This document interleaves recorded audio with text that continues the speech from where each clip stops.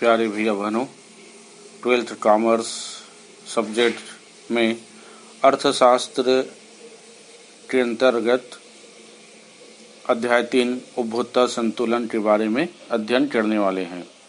तो सबसे पहले अपन आते हैं कि उपभोक्ता संतुलन होता क्या है। एक उपभोक्ता उस समय संतुलन में होता है जब आय तथा बाजार कीमतों के दिए होने पर वह अपनी आय को इस ढंग से खर्च करने की योजना बनाता है कि वह अपनी कुल संतुष्टि अधिकतम कर सके। ऐसी स्थिति को ही उपभोक्ता संतुलन के नाम से जाना जाता है। प्रत्येक उपभोक्ता अपनी आय को वस्तुओं एवं सेवाओं की खरीदी पर खर्च करता है, जिससे वह अपनी आवश्यकताओं को संतुष्ट कर सके। हर उपभोक्ता चाहता है कि सीमित आय से उसे अधिकतम संतुष्टि प्राप्त होता रहे। इस प्रक्रिया को जब वह अधिकतम संतुष्टि की स्थिति में पहुंच जाता है तो उस स्थिति को ही संतुलन की स्थिति कहा जाता है। इसके बाद अपन आते हैं सम सीमांत उपयोगिता का नियम या सीमांत उपयोगिता के प्रयोग के द्वारा उपभोक्ता का संतुलन। सम सीमांत उपयोगिता का नियम उपयोगिता विश्लेषण में उपभोक्ता का संतुलन स्पष्ट करता है। यह सभी जानते हैं कि मनुष्य की आवश्यकताएं असीमित होती है और उनकी संतुष्टि के साधन सीमित होते हैं। एक विवेकशील उपभोक्ता अर्थात एक चतुर उपभोक्ता सीमित आय को उपभोग के अनेक क्षेत्रों में इस प्रकार बांटता है कि उसे अधिकतम संतुष्टि मिले। इस नियम का आधार प्रतिस्थापन का नियम है, जिसके अनुसार उपभोक्ता कम लाभदायक वस्तुओं को अधिक लाभदायक वस्तुओं द्वारा प्रतिस्थापित करता है। प्रतिस्थापन का यह कम सभी उपभोग वस्तुओं की सीमांत उपयोगिता एक समान होने तक चलता रहता है। एक उपभोक्ता संतुलन की स्थिति में तब प्राप्त करता है जब वह अपने क्रम में परिवर्तन की स्थिति न रखे। इस स्थिति में उसे अधिकतम संतुष्टि प्राप्त होती है। आगे समझ में। इस प्रकार सम सीमांत उपयोगिता नियम के 4 आधार होते हैं। पहला, मनुष्य की आवश्यकताओं की असीमितता से तात्पर्य होता है कि मनुष्य की आवश्यकताओं का कभी अंत नहीं होता। वह हमेशा एक आवश्यकता की पूर्ति होने पर वह हमेशा दूसरी आवश्यकता के पीछे दौड़ने लगता है। दूसरी आवश्यकता के पूरा हो जाने के बाद तीसरी आवश्यकता, इस प्रकार से उनकी आवश्यकताओं का अंत कभी नहीं होता। इसलिए मनुष्य की आवश्यकताओं को असीमित कहा जाता है। दूसरा, आवश्यकताओं को संतुष्ट करने वाले साधनों की सीमितता तथा उपलब्ध साधनों के एक से अधिक उपयोग। इससे यह तात्पर्य होता है कि आवश्यकताओं को संतुष्ट करने वाले जो साधन हमारे पास होते हैं वह सीमित होता है और इसी सीमितता के साथ उस साधन का प्रयोग अपन एक से अधिक वस्तुओं में भी उपयोग ला सकते हैं। तीसरा, सीमित साधनों द्वारा अधिकतम संतुष्टि प्राप्त करने की इच्छा। अब हमारे पास साधन तो सीमित होते हैं और उसी सीमित साधनों के द्वारा हम चाहते हैं कि हमें अधिक से अधिक संतुष्टि प्राप्त होती रहे। चौथा, उपभोक्ता का विवेकपूर्ण ढंग से निर्णय लेने की क्षमता। इस के अंतर्गत यह कहा जा सकता है कि उपभोक्ता एक विवेकशील प्राणी होता है। वह चाहता है कि उसे अधिक से अधिक लाभ मिलता रहे और उसमें निर्णय लेने की क्षमता भी होती है। सीमांत उपयोगिता विश्लेषण तथा उपभोक्ता संतुलन। उपभोक्ता संतुलन एक वस्तु की स्थिति में एक ही वस्तु के उपभोग की स्थिति में उपभोक्ता संतुलन से आशय होता है।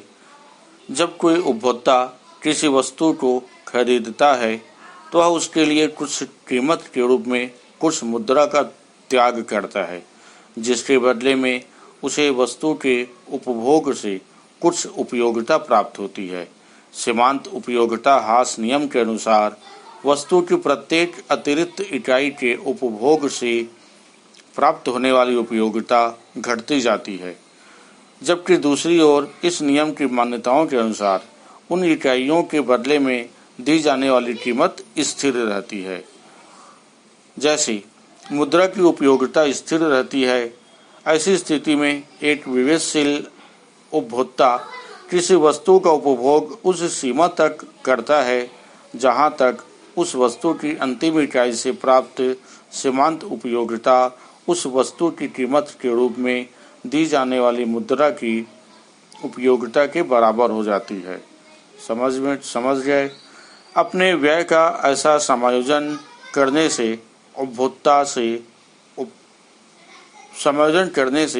उपभोक्ता को अधिकतम संतुष्टि प्राप्त होती है और वह संतुलन की अवस्था में होता है।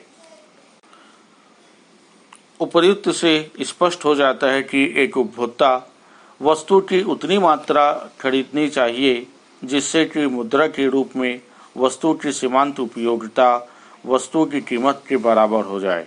यही स्थिति उपभोक्ता का संतुलन कहलाता है।